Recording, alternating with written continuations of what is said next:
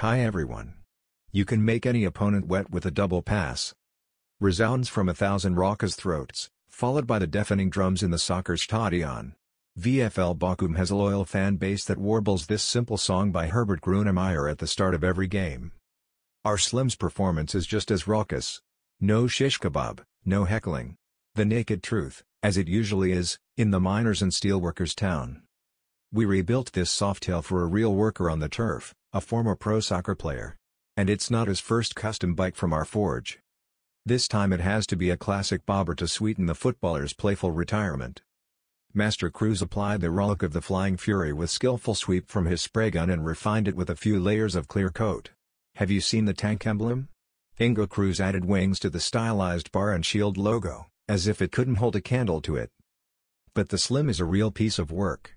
Especially after we gave it the power air filter and the decal with short header system in the matching vintage design, which gives the already nippy 107 Milwaukee-Eight engine even more legs and also leaves no questions unanswered belonging the acoustic.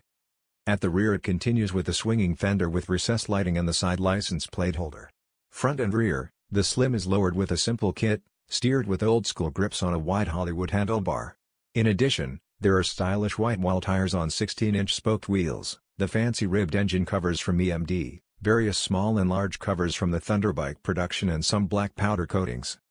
And truly finished is the Flying Fury with its modern old-school look, as the guys in the good old 50s would have wanted it.